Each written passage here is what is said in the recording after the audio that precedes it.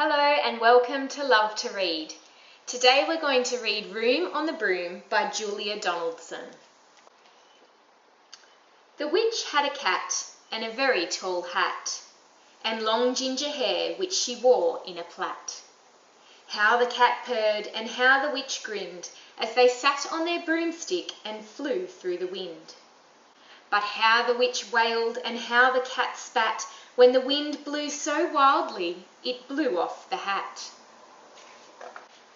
Down, cried the witch, and they flew to the ground. They searched for the hat, but no hat could be found.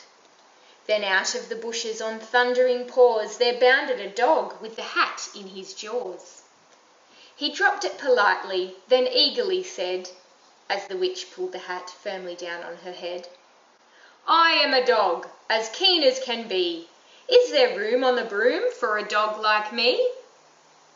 "Yes," cried the witch, and the dog clambered on. The witch tapped the broomstick and whoosh, they were gone. Over the fields and the forests they flew. The dog wagged his tail and the stormy wind blew. The witch laughed aloud and held on to her hat, but away blew the bow from her long ginger plait. "Down!" cried the witch, and they flew to the ground. They searched for the bow, but no bow could be found. Then out from a tree, with an ear-splitting shriek, there flapped a green bird with the bow in her beak. She dropped it politely and bent her head low, then said, as the witch tied her plait in a bow, "I am a bird as green as can be. Is there room on the broom for a bird like me?" "Yes," cried the witch. So the bird fluttered on. The witch tapped the broomstick and whoosh, they were gone. Over the reeds and the rivers they flew. The bird shrieked with glee and the stormy wind blew. They shot through the sky to the back of beyond. The witch clutched her bow but let go of her wand. "Down!" cried the witch, and they flew to the ground. They searched for the wand, but no wand could be found. Then all of a sudden from out of a pond leapt a dripping wet frog with a dripping wet wand. He dropped it politely, then said with a croak, as the witch dried the wand on a fold of her cloak, "I am a frog as clean as can be. Is there room on the broom for a frog like me?" "Yes," said the witch, so the frog bounded on. The witch tapped the broomstick and whoosh, they were gone. Over the moors and the mountains they flew. The frog jumped for joy and the broom snapped in two. Down fell the cat and the dog and the frog. Down they went tumbling into a bog.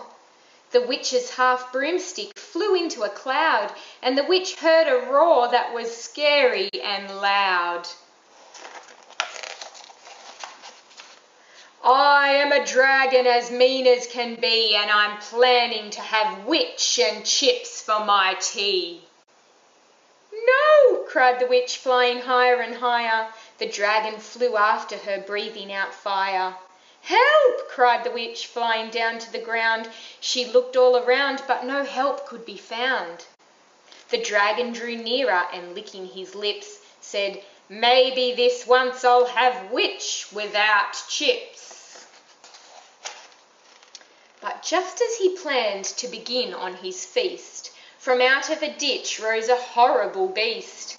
It was tall, dark and sticky, and feathered and furred. It had 4 frightful heads. It had wings like a bird. And its terrible voice, when it started to speak, was a yowl and a growl and a croak and a shriek.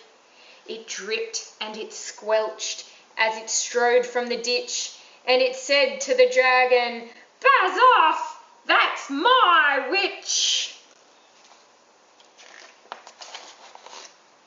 The dragon drew back and he started to shake.